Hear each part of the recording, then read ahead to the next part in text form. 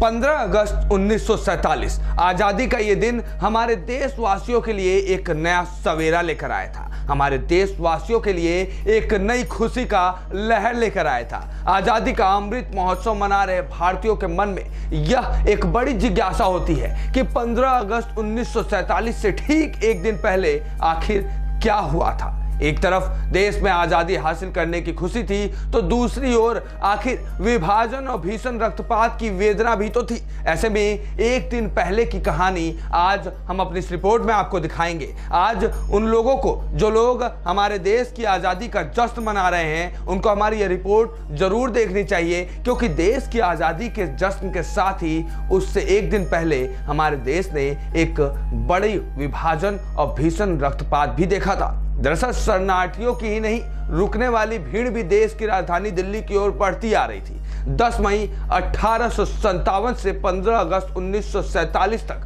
स्वतंत्रता संग्राम में सर्वस्व बलिदान करने वाले क्रांतिकारियों और सेनानियों का स्वप्न साकार हो रहा था। साथ ही उनकी शांति की चाहतों पर बिजली भी गिर रही थी।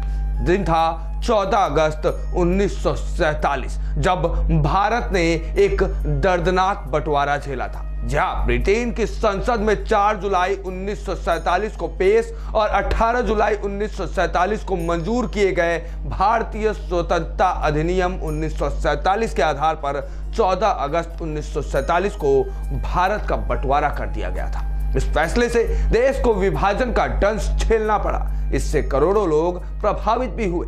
बताया जाता है कि देश विभाजन के दौरान हुई हिंसा में करीब 10 लाख लोग मारे गए और करीब 1.46 करोड़ लोगों को अपना घर बार छोड़ना पड़ा था।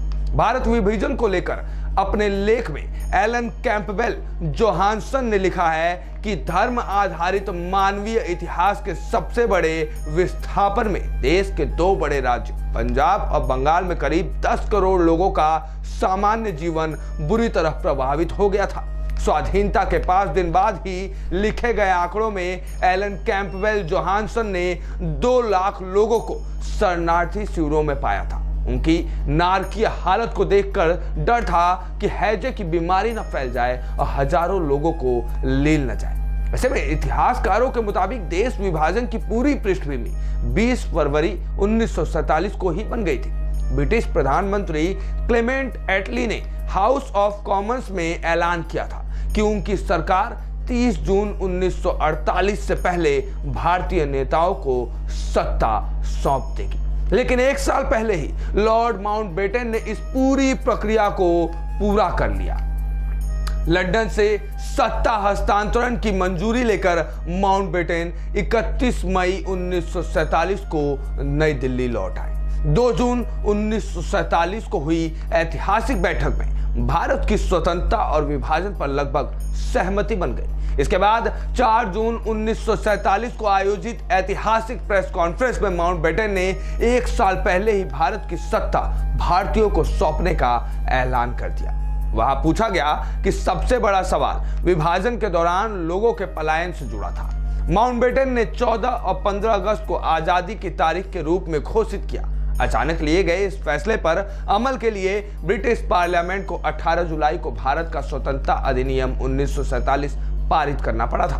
डोमिनिक लैपियर और लैरी कॉलिंस की किताब फ्रीडम एट मिडनाइट के हिंदी अनुवाद आधी रात को आजादी में भी विस्तार से बताया गया है कि आखिर 15 अगस्त से एक दिन पहले 14 अगस्त की आधी रात को भारत को एक स्वतंत्र राष्ट्र घोषित क्यों किया गया।